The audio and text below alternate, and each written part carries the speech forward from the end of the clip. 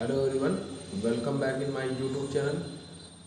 Today we are going to learn about the basic concept of chemistry. आज हम लोग chemistry को बहुत ही आसान भाषा में सीखेंगे। एक मिथोलॉजी है जिसको एक्सेप्शन भी बोल सकते हैं केमिस्ट्री में।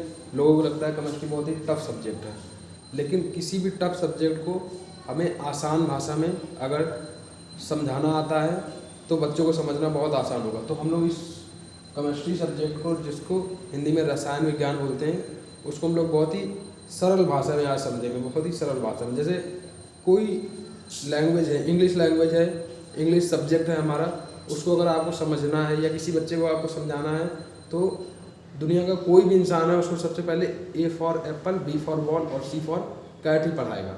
उसी तरीके से केमिस्ट्री में भी कुछ बेसिक यूनिट्स होंगी जिसके बिना ये संभव ही नहीं केमिस्ट्री को जानना। लेकिन अगर इस बेसिक यूनिट को अगर बारीकी से अगर समझ लिया जाए तो फिर इस केमिस्ट्री को ना समझ में आए ऐसा कुछ रह नहीं जाता है इसमें। तो वो बेसिक यूनिट्स क्या हैं उसके बारे में हम लोग यहाँ बात करेंगे। वो बेसिक यूनिट यहाँ पर है एटम। बेसिक यूनिट हमारी फर्स्ट है एटम, दूसरी हमारी है मॉलिक्यूल,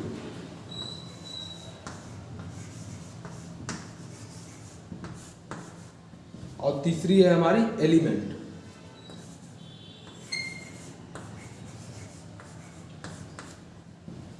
एटम को हिंदी में परमाणु बोलते हैं,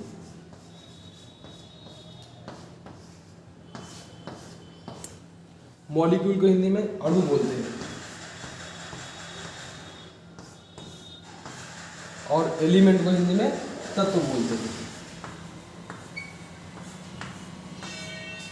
अब आप ये समझिए, जिस तरीके से अगर एक टास्क अगर हमें दिया जाए कि एक पेड़ को काटना है, चार बच्चों को एक टास्क दिया गया है, एक काफ़ी मोटा पेड़ है उसको काटना है हमें, तो एक मेरी फिलॉसफी है, एक मेरा माइंडसेट है कि उस पेड़ को अगर आपको जो टाइम दिया गया, आपको 4 घंटे दिए गए इस पेड़ को काटने के लिए, तो आप उस पेड़ को तब तक नहीं काट सकते हो जब तक कि आपकी कुल्हाड़ी शार्प ना हो।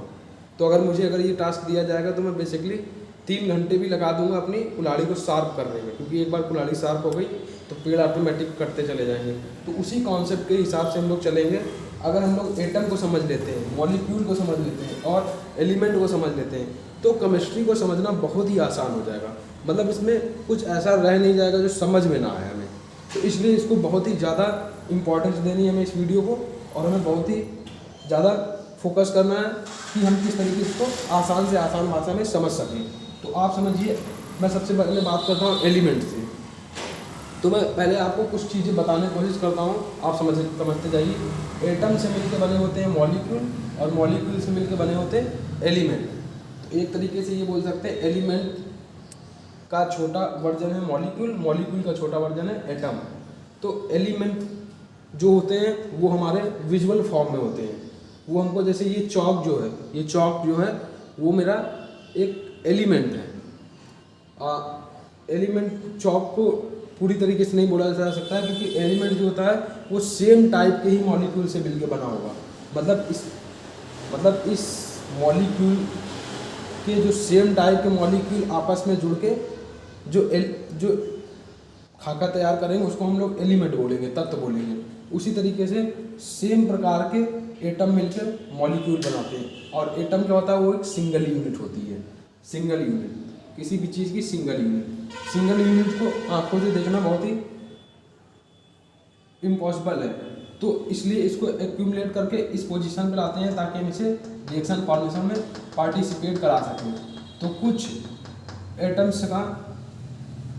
एटम्स का केमिकल बॉन्डिंग के थ्रू जब जुड़ाव हो जाता है तो उस अवस्था को क्या बोलते हैं, मॉलिक्यूल बोलते हैं। और वही मॉलिक्यूल जब काफ़ी मात्रा में आपस में एक जगह रखे जाए तो उसे हम लोग एलिमेंट बोल देते हैं। तो देखिए, अभी इन चीज़ों को समझने के लिए आपको थोड़ा एग्जाम्पल का हेल्प लेना पड़ेगा, जिससे आपको ये आसानी से समझ में आए। तो सबसे पहले आप ये समझिए, एलिमेंट जो है तत्व, जिसको हिंदी में बोलते हैं तत्व। तो हमारे पास कितने, जैसे 118 प्रकार के तत्व है इस पृथ्वी पे। तो अगर ऑल ओवर अगर मैं बात करूँ पूरी पृथ्वी पर, तो कोई भी चीज़ जो है, कोई भी चीज़, एनीथिंग, वो क्या है, वो अलग अलग प्रकार के तत्वों का कॉम्बिनेशन है। जैसे कि हमारा शरीर बोला जाता है, बचपन से हमें बताया जाता है कि हमारा शरीर 5 तत्वों से मिलकर बना है। 5 तत्व इसमें से कौन कौन से हैं? अग्नि, वायु, जल और पृथ्वी और आकाश। हमें इस तरीके से बताया जाता है कि हमारा शरीर 5 तत्वों से मिलकर बना है। इसी तरीके से हर एक चीज़ जो है वो कुछ तत्वों का कॉम्बिनेशन है। जैसे कि ब्रोंज पीतल की बात करें तो पीतल में भी अलग अलग 2-3 मेटल मिलके ब्रोंज का निर्माण कर रहे हैं, लेकिन सेम टाइप का अगर मटेरियल होगा, सेम टाइप का, जैसे आयरन में सेम टाइप के अगर ग्रेडियंट है तो वो आयरन का एलिमेंट कहलाएगा। इसी तरीके से गोल्ड का प्योरेस्ट फॉर्म अगर होगा तो गोल्ड का एलिमेंट कहलाएगा। उसी तरीके से अगर सिल्वर का प्योर फॉर्म है, इसमें कोई इम्प्योरिटी नहीं है, तो सिल्वर का एलिमेंट कहलाएगा। उसी तरीके से कॉपर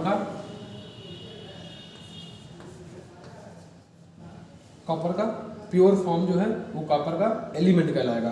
तो मैंने यहाँ पर आयरन, जो कि आप बेसिकली जानते हैं लोहे का एक टुकड़ा लिया है, एक टुकड़ा गोल्ड का लिया है, एक टुकड़ा सिल्वर का लिया है, एक टुकड़ा कॉपर का लिया है, जिसको हिंदी में तांबा बोलते हैं।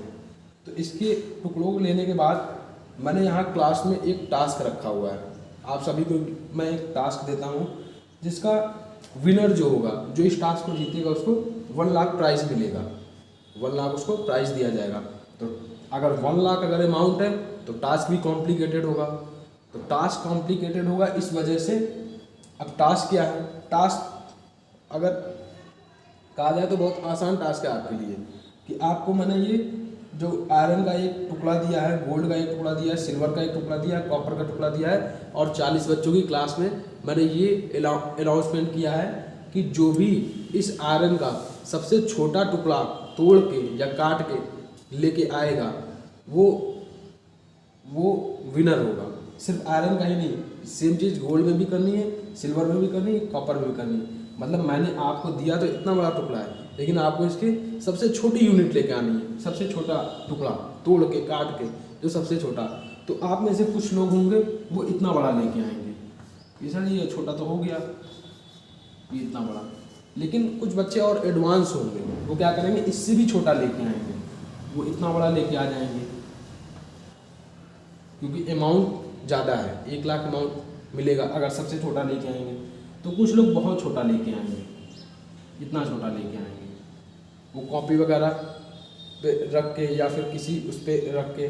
कुछ लोग इसको मेल्ट कर देंगे, गला के उसके छोटे से पार्टिकल को लेके आएंगे। सर ये गोल्ड का है, सर ये सिल्वर का है, सर ये कॉपर का है, सर ये आयरन का है। लेकिन आप ये समझिए, इसकी जो चेकिंग होगी वो वर्ल्ड लेवल पे होगी। मतलब पूरी दुनिया जिस पार्टिकल को एक्सेप्ट कर ले कि हाँ ये सबसे छोटा पार्टिकल है आयरन का, अब इससे छोटा ये नहीं किया जा सकता। हाँ ये गोल्ड का सबसे छोटा पार्टिकल है, अब इससे छोटा इसको नहीं किया जा सकता। और ये सिल्वर का सबसे छोटा पार्टिकल है, जिसे अब छोटा नहीं किया जा सकता। सेम चीज़ कॉपर के साथ, ये कॉपर का सबसे छोटा पार्टिकल है, जिसे अब छोटा नहीं किया जा सकता। उस कंडीशन पर हम लोग उस पार्टिकल को, जो सबसे छोटा पार्टिकल आयरन का होगा, सबसे छोटा भाग होगा, उसको हम लोग आयरन का एटम बोल देंगे। उसको हम लोग बोल देंगे क्या? एटम, सबसे छोटे पार्टिकल को। सेम चीज़ हम लोग गोल्ड में करेंगे, गोल्ड का एटम हो जाएगा। सेम चीज़ सिल्वर में करेंगे तो सिल्वर का एटम। और सेम चीज़ वही चीज़ अगर हमें सबसे छोटा मिल गया कॉपर का, तो वो कॉपर का एटम होगा।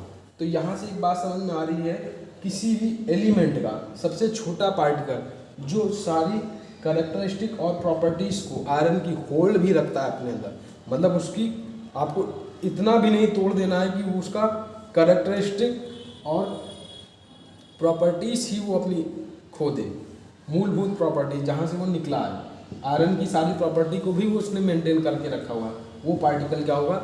एटम कहलाएगा आयरन का। तो यहाँ पर बोर्ड पे बातें करना बहुत आसान है, लेकिन आपको लिटरली बताऊँ, अगर जो साइज ऑफ एटम होता है वो 10 की पावर -10 मीटर होता है।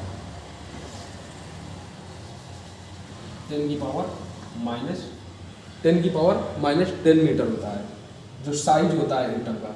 तो ये साइज बहुत ही कम होता है, मतलब कि 1 मीटर हमारा इतना होता है, 1 मीटर हमारा इतना होता है। तो आप ये समझिए, अगर मैं 1 मीटर की यहाँ पर एक लाइन ड्रॉ करूँ,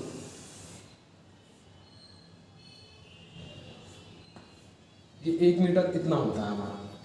ये बोर्ड हमारा 1 मीटर से 4.5 इंची इधर, 4.5 इंची इधर निकला हुआ है। तो ये मुझे पता हुआ है कि ये 1 मीटर की लाइन है।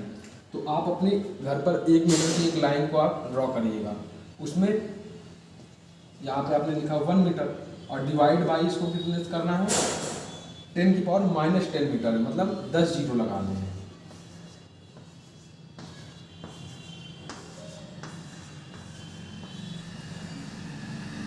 दस जीरो लगा के तब डिवाइड करना है।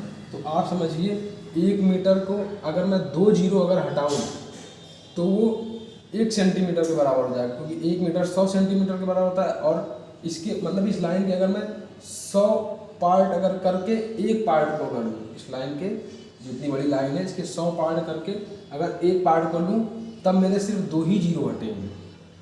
और फिर जो इतनी छोटी सी लाइन आएगी जो 1 सेंटीमीटर की होगी, 1 सेंटीमीटर बहुत ही कम होगा, इस बोर्ड में ड्रा करना ही मुश्किल है। और फिर मैं उसके जब 100 टुकड़े करूँगा तब मेरे फिर 2 जीरो कम होंगे, फिर जब उस टुकड़े के मैं और 100 टुकड़े करूँगा फिर 2 जीरो कम होंगे।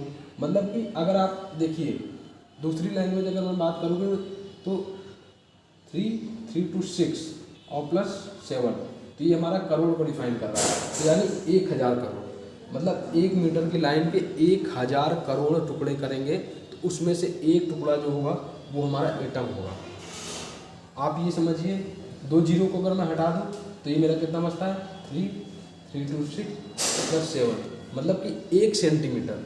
तब यहाँ पे बचा 1 सेंटीमीटर के 10 करोड़ टुकड़े करने पर। देखिए 1 सेंटीमीटर जो लाइन है, आप समझिए बात को। आप अगर आप जहाँ कहीं पर भी हो कॉपी पेन लेकर पेन से छोटा से आप ड्रॉ करिए 1 सेंटीमीटर की लाइन, उस 1 सेंटीमीटर लाइन के 10 करोड़ टुकड़े करने हैं। उस टुकड़े में से एक टुकड़ा जो होगा वो एटम को डिफाइन करेगा। एटम का साइज उतना बड़ा होता है। तो हम लोग इतने छोटे साइज के बारे में बात करते हैं जो कि हमारा दिमाग कभी इसकी इमेज बना ही नहीं पाता है। तो जब हमारा दिमाग इसकी इमेज नहीं बना पाता है तो हम लोग मॉलिक्यूल को नहीं समझ पाते। हम लोग मॉलिक्यूल को नहीं समझ पाते तो हम लोग एलिमेंट के बारे में जान ही नहीं पाते कि एलिमेंट है क्या। तो इसलिए हमें ये केमिस्ट्री हमेशा बोरिंग लगती है। ये हमें हमेशा लगता है कि एक्सेप्शन है, इसमें एक्सेप्शन दिए जरूर जाते हैं बुक्स में, लेकिन एक्सेप्शन जैसी चीज़ होती नहीं है। हर एक चीज़ का एक वैलिड रीज़न होता है। वो वैलिड रीज़न अगर आपको कोई बता सके या आप उस चीज़ को समझ सको तो आपको समझ में आएगा हर एक चीज़ जो हो रही है वो एक किसी रीज़न की वजह से हो रही है। तो आप सबसे पहले ये समझिए 1 सेंटीमीटर के जब आप 10 करोड़ टुकड़े करेंगे 1 सेंटीमीटर के, तो वो जो एक भाग होगा उतना बड़ा होता है हमारा एटम। मतलब कि एक तरीके से ये कहें सुई की जो नोक होती है, सुई की जो एक नोक होती है उसके हम लोग 1000 करोड़ टुकड़े कर दें तो उसमें से एक टुकड़ा जो होगा वो हमारा एटम के बराबर होगा। तो आप ये समझिए एटम को अपनी आँखों से देखना इम्पॉसिबल है। इतनी बात आई आपको बात समझ में। तो जो ये एग्जाम्पल मैंने लिया था आयरन, गोल्ड, सिल्वर और कॉपर का सबसे छोटा पार्टिकल लेके आएंगे तो मैं आपको 1 लाख का इनाम दूंगा। तो ये हम लोगों को करना पॉसिबल नहीं है क्योंकि ये लैब का काम है। लैब में ये सारे काम होते हैं क्योंकि हम लोग अपनी आंखों से देख ही नहीं पाएंगे जब इतने छोटे पार्टिकल को, तो हम लोग ला कहाँ पाएंगे।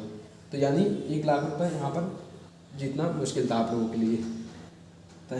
उसके बाद अब देखिए यहाँ पर हमने वो आयरन, गोल्ड, सिल्वर और कॉपर को लिया है जो कि सॉलिड फॉर्म में है। हमने यहाँ पर कुछ एलिमेंट आपको दिए हैं जो कि सॉलिड फॉर्म में है। तो बात ये है कि अब हम लोग नेक्स्ट एग्जांपल लेते हैं। क्या हमारे एलिमेंट सिर्फ सॉलिड फॉर्म में होते हैं? नहीं, वो गैस फॉर्म में भी होते हैं, वो लिक्विड फॉर्म में भी होते हैं। तो गैस फॉर्म के कुछ एग्जांपल लेते हैं। मैंने यहाँ पर 4 ट्यूब ली, एक में हाइड्रोजन गैस है, एक में कार्बन, एक में ऑक्सीजन, एक में नाइट्रोजन गैस रखी है। हाइड्रोजन, कार्बन, ऑक्सीजन और नाइट्रोजन गैस ट्यूब में रख के फिर आप लोगों को दिया। अब अमाउंट है 10 लाख रुपए कि अब जो हाइड्रोजन का सबसे छोटा पार्टिकल, मतलब सबसे यूनिट पार्टिकल, सबसे आइसोलेटेड पार्टिकल, सबसे इकलौता पार्टिकल लेके आएगा जो कि हाइड्रोजन की सारी कैरेक्टरिस्टिक को बताएगा, तो मैं उसको 10 लाख रुपए दूंगा। सेम चीज़ कार्बन के साथ, सेम चीज़ ऑक्सीजन के साथ, सेम चीज़ नाइट्रोजन के साथ। मतलब कि आप चारों के जब लाओगे तभी आपको 10 लाख रुपए मिलेंगे। तो वो जो सबसे छोटी यूनिट उसकी होगी हाइड्रोजन की, सबसे वो हाइड्रोजन का एटम कहलाएगा। सेम चीज़ कार्बन की जो सबसे छोटी यूनिट होगी, जो उसके सारे कैरेक्टरिस्टिक प्रॉपर्टी को अपने अंदर होल्ड करके रख रही है, वो कार्बन की कार्बन का एटम होगा। सेम चीज़ वही ऑक्सीजन का एटम होगा, जो सबसे छोटा पार्टिकल होगा ऑक्सीजन का। सेम चीज़ नाइट्रोजन में है, नाइट्रोजन का जो सबसे छोटा पार्टिकल होगा, वो जो सारी उसकी कैरेक्टरिस्टिक प्रॉपर्टीज़ को वगैरह को होल्ड करके रख रहा है, वो नाइट्रोजन का एटम कहलाएगा। तो ये चीज़ हमें समझ में आ गई कि हाइड्रोजन का भी एटम होता है, कार्बन का भी एटम होता है, ऑक्सीजन का भी एटम होता है, नाइट्रोजन का भी एटम होता है, इधर आयरन का भी एटम होता है, गोल्ड का भी होता है, सिल्वर का भी होता है, कॉपर का भी होता है। तो अब बात करते हैं लिक्विड फॉर्म में। लिक्विड फॉर्म में हमारी मरकरी होती है। तो अगर मैंने मरकरी आपको दिया जो लिक्विड फॉर्म में है, मैंने कहा इसका सबसे छोटा पार्टिकल लेके आई। मरकरी वो चीज़ होती है जब आप थर्मामीटर को मुँह में लगाते हैं, जब आप देखते हैं कि टेम्परेचर वो बताता है, जो टेम्परेचर के लिए राइज कर जाता है।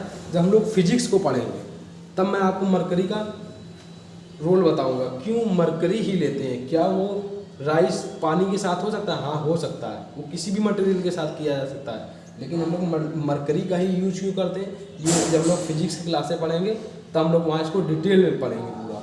लेकिन अभी मैं सिर्फ आपको ये बताता हूँ कि जो मरकरी उसके अंदर होती है, वो मरकरी का अगर हमें कहा जाए कि एटम आप लेके आइए तो वो लिक्विड फॉर्म में हो जाएगा। तो सेम चीज़ हमें एक चीज़ पता चलती है यहाँ से, सॉलिड, लिक्विड और गैस तीनों ही फॉर्म में हमारे एलिमेंट पाए जाते हैं।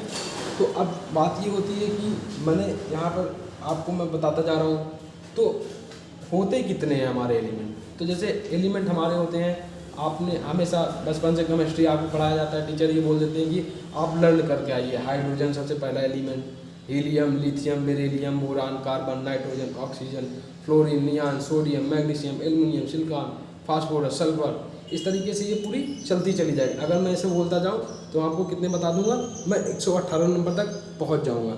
लेकिन आपको जानकारी के लिए मैं बता दूँ, अभी 118 पूरे ढूंढे नहीं गए, लेकिन हमने ये ढूंढ लिया है कि अगर 118 प्रकार के पूरे जब ढूंढ लिए जाएंगे तो उनको रखना कहाँ पर, उनकी क्वालिटी क्या होगी, उनके पैरामीटर क्या होंगे, वो किस कैरेक्टरिस्टिक को डिफाइन करेंगे, ये हम लोगों ने स्टडी करके पहले से ही जान लिया है।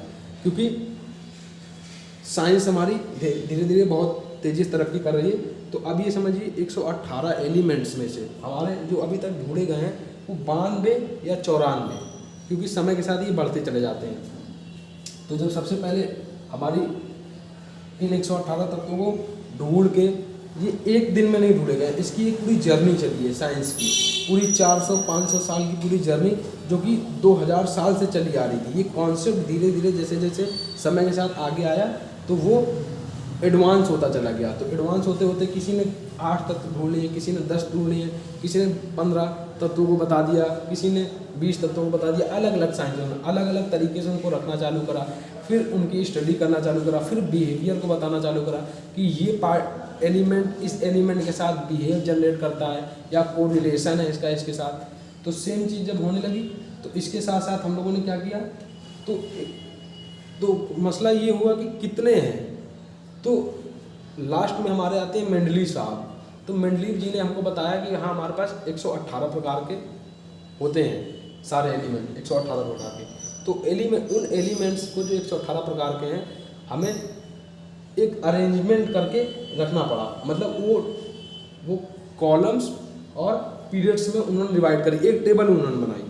टेबल बनाकर जैसे मैं इस बोर्ड को अगर इस तरीके से अगर ज़मीन पर रख दूँ और उसमें सारे पार्टिकल को एक एक जगह रख के सुव्यवस्थित रख लूँ, जिसको बोलते हैं एक ऑर्डर मेंटेन करके अगर रख लूँ, तो उस कंडीशन पे क्या होगा, मैं ये बता सकता हूँ कि ये जो एलिमेंट है इस एलिमेंट के साथ कोरिलेशन जनरेट करता है, इसलिए मैंने इसको इसके बगल में रखा है। जैसे मेटल को एक साथ रख दिया, गैस को एक साथ रख दिया, और लिक्विड फॉर्म में जो मेटल होंगे उनको एक साथ रख दिया। मतलब वो बिहेवियर, उनके कैरेक्टरिस्टिक सेम अगर टाइप के तो सेम जगह पे मान रखता चला गया। तो इस तरीके से मेंडलीव साहब ने एक टेबल प्रोड्यूस करी।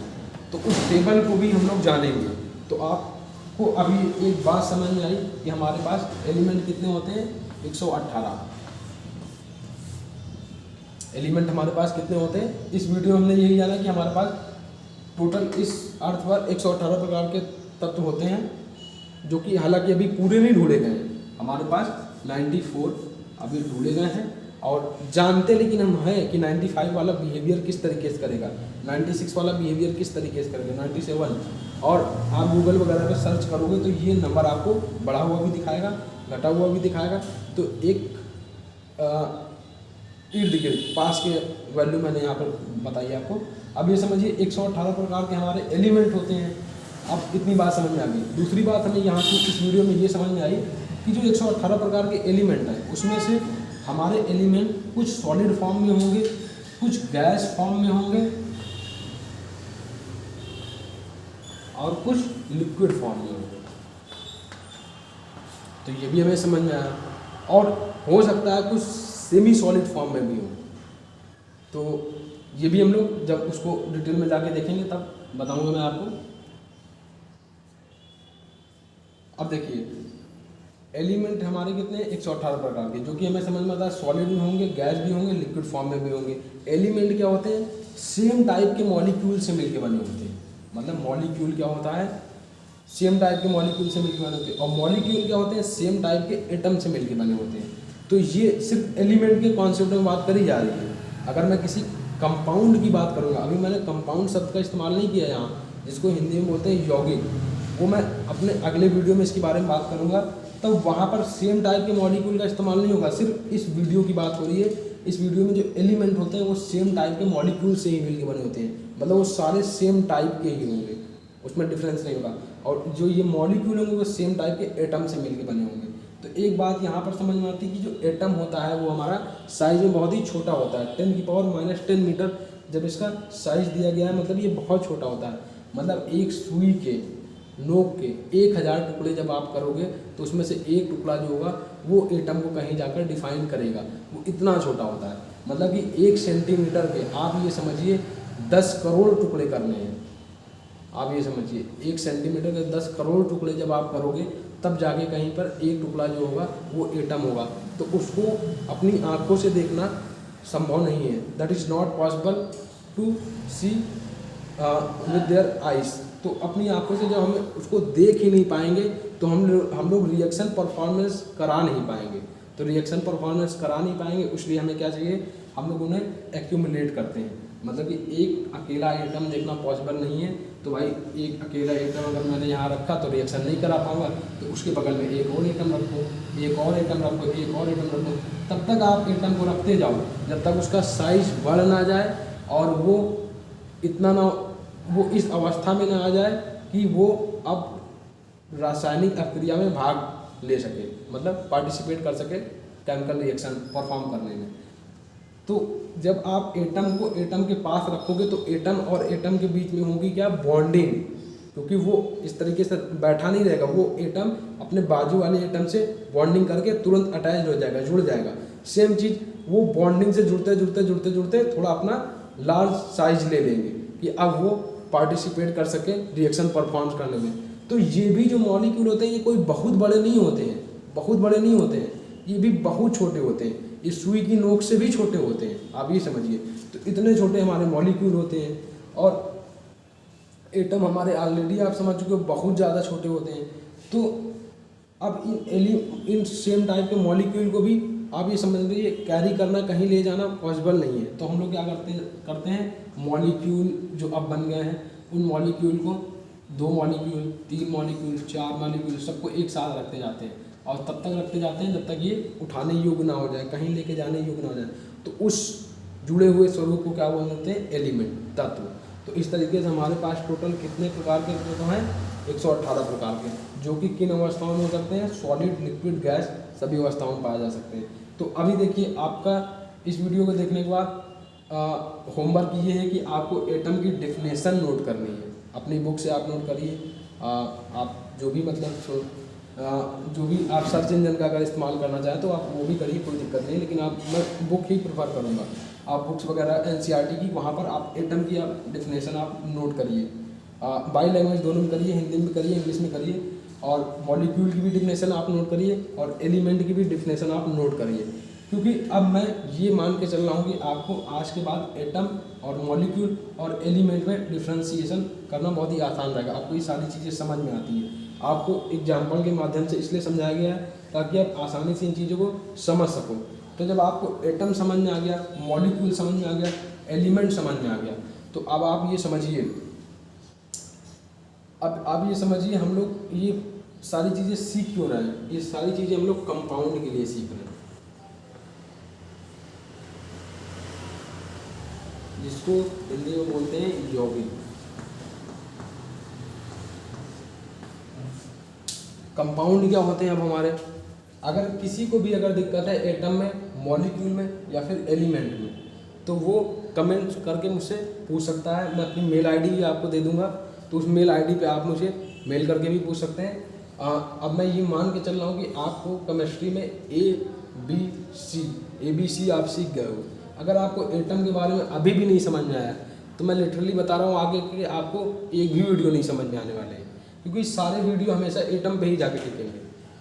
और मॉलिक्यूल, जब आपको एटम समझ में आएगा तभी आपको मॉलिक्यूल समझ आएगा, और जब मॉलिक्यूल समझ में आएगा तभी एलिमेंट समझ आएंगे, जब एलिमेंट समझ में आएंगे तभी आपको समझ में आएगा एलिमेंट के फॉर्म क्या होते हैं, सॉलिड, लिक्विड, गैस, जैसे hydrogen, helium, lithium, beryllium, boron, carbon, nitrogen, oxygen, fluorine, neon, sodium. तो इस तरीके से मैं अगर बोलने पे आऊँगा तो मैं कहाँ तक चला जाऊँगा, 118 प्रकार तक। तो ये एक लंबी प्रोसेस की एक जर्नी चली। मैं हर बार हाइड्रोजन को फर्स्ट नंबर पर ही क्यों बोल रहा हूँ, मैं हीलियम को पहले क्यों नहीं बोल दे रहा हूँ, हीलियम को सेकंड नंबर पे ही बोल रहा हूँ, कार्बन को 6 नंबर पे बोल रहा हूँ, और ऑक्सीजन को 8 नंबर पर ही बोल रहा हूँ। तो आप इन चीज़ों पर जब ध्यान देंगे तो क्या मैं इसका अरेंजमेंट जो है उसको डिस्टर्ब कर सकता हूँ, नहीं कर सकता हूँ, क्योंकि ये हमें बहुत बड़ी इन्फॉर्मेशन देते हैं। इतनी बड़ी इन्फॉर्मेशन देते हैं, जब आपको धीरे धीरे पता चलेगा तब आपको समझ में आएगा कि वाकई साइंटिस्टों की एक इतनी बड़ी जर्नी लगी है, जिसके माध्यम से उन्होंने इन चीज़ों को इतना आसान कर दिया है कि हर बच्चा उसको समझ सके। अगर इस वीडियो को अगर कक्षा 4 का बच्चा भी अगर देखेगा तो आसानी से समझ सकेगा, और जो कोई प्रिपरेशन कर रहा है या हायर एजुकेशन की तरफ बढ़ रहा है वो भी अगर देखेगा तो वो भी आसानी से समझ लेगा। और ये सब चीज़ें पॉसिबल कैसे हो पाई, वो सब चीज़ें साइंटिस्टों के सेक्रीफाइस की वजह से, उन्होंने इतनी बड़ी जर्नी लगाई। तो आइए मैं समझ के चल रहा हूँ एटम क्या है, मॉलिक्यूल क्या है, एलिमेंट क्या है। आइए थोड़ी सी बात करेंगे कंपाउंड के बारे में, फिर कंपाउंड के बारे में बात करने के बाद अपने वीडियो को स्टॉप करेंगे हम लोग। तो कंपाउंड क्या होते हैं, यौगिक जिनको बोलते हैं। क्यों हम लोग पढ़ ही रहे हैं एटम के बारे में, ताकि हम लोग जान सकें मॉलिक्यूल के बारे में, और मॉलिक्यूल के बारे में क्यों पढ़ रहे हैं, ताकि हम लोग जान सकें एलिमेंट के बारे में। और एलिमेंट के बारे में क्यों जान रहे हैं, क्योंकि हम लोग अलग अलग एलिमेंट के कॉम्बिनेशन से हम लोग कोई अपने इस्तेमाल के लिए चीज़ें बना सकें। जैसे कि एरोनॉटिक इंजीनियरिंग में कोई एरोप्लेन मुझे स्पेस में लेके जाना है, आप ये समझिए कोई एरोप्लेन मुझे स्पेस पे लेके जाना है, तो स्पेस में क्या होता है, हाई एल्टीट्यूड होता है, तो टेम्परेचर वहाँ पर ज़्यादा भी हो सकता है और कम भी हो सकता है। तो ठीक है, अगर जैसे एयरक्राफ्ट अगर अर्थ के बाहर अगर भेजना है तो इस तरीके का हमें मटेरियल चाहिए जो हाई टेम्परेचर और लो टेम्परेचर दोनों को बियर कर सके, प्लस हाई प्रेशर को मेंटेन कर सके। प्रेशर इतना ज़्यादा इसके ऊपर लगे कि ये टूट जाएगा, और प्लस लाइट इन वेट होना चाहिए। अगर ये बहुत ज़्यादा भारी होगा, मैंने लोहा ही लगा दिया, लोहे का मेल्टिंग पॉइंट बहुत ज़्यादा नहीं होता है, तो ये पहली बात तो मेल्ट ही हो जाएगा, ऊपर जाके टेम्परेचर इतना मिलेगा। तो और उसके बाद भारी भी बहुत होता है, तो फ्यूल बहुत ज़्यादा चाहिए ऊपर ले जाने। तो मेरे पास एक कॉम्प्लिकेशन क्रिएट हो गया कि भाई मुझे अगर सारे एलिमेंट आप बताइए तब मैं समझ पाऊँ लाइटर इन वेट कौन है, किसका मेल्टिंग पॉइंट हाई है, किसका मेल्टिंग पॉइंट लो है, कौन हाई प्रेशर बियर कर सकता है, तब मैं उस हिसाब से मटेरियल का यूज़ करके एक इसका डिजाइनिंग करूँगा। तो मैं वो तभी कर पाऊँगा ना जब मुझे सारे मटेरियल पता होंगे। तो सारे मटेरियल किस चीज़ से मिलकर बने, एलिमेंट से मिलकर बने। तो मैंने सबसे पहले एलिमेंट को जान लेता हूँ। तो एलिमेंट कितने होते हैं, 118 प्रकार के। तो अब जब मैंने उस एयरक्राफ्ट के विंग्स को तैयार कर दिया तो वो मतलब अपनी एक अहम भूमिका निभाएगा। तो ये पॉसिबल जो हुआ, वो जो बन के रिजल्टेंट आया जो कि अलग अलग एलिमेंट के कॉम्बिनेशन से बना, उसको ही मैं क्या बोलता हूँ, कंपाउंड।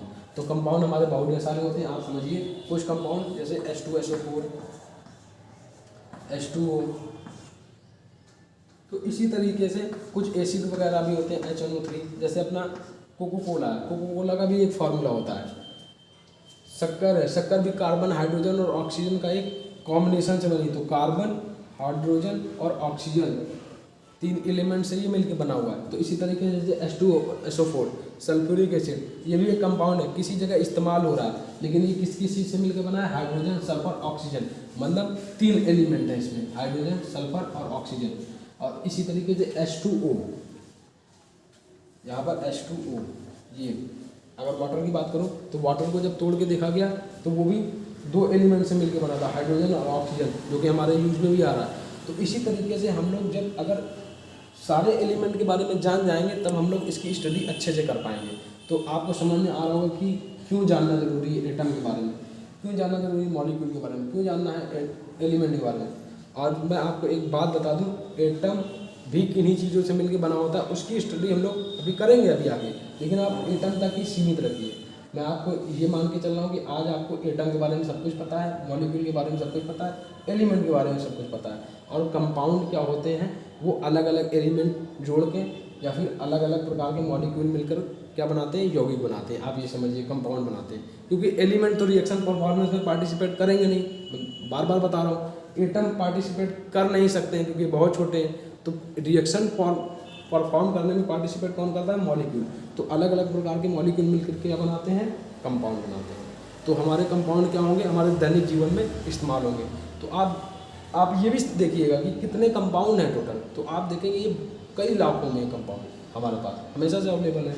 एटम हमने पढ़ लिया, मॉलिक्यूल हमने पढ़ लिया, एलिमेंट हमने पढ़ लिया, हमने पढ़ लिया कंपाउंड के बारे में। अब हम लोग अपने नेक्स्ट वीडियो में हम लोग देखेंगे कि एलिमेंट जो 118 प्रकार के वो हैं कौन से, और मैं आपसे उम्मीद रखता हूँ कि आप कम से कम 5 एलिमेंट को याद कर लीजिएगा। जैसे मैं आपको कुछ एग्जांपल दूँ तो आपको बाउंड सुनाऊँ, तो हाइड्रोजन, हीलियम और लिथियम, बेरिलियम, बोरान। तो ये 5 आप याद कर दीजिएगा इसी सीरियल से कि जो 118 प्रकार के तत्व हैं उसमें से 5 हमारे कौन से हैं। एक है मेरा हाइड्रोजन, दूसरा है हीलियम, तीसरा है लिथियम, चौथा है बेरिलियम, 5वां है बोरान। मतलब ये इसी सीरीज में रखे गए हैं, इसको आप जरूर याद कर लीजिएगा। अपने नेक्स्ट वीडियो में हम लोग मिलेंगे, तब हम लोग इसी एलिमेंट को और आगे बढ़ा के बात करेंगे। Thank you guys very much for watching this video. Thank you.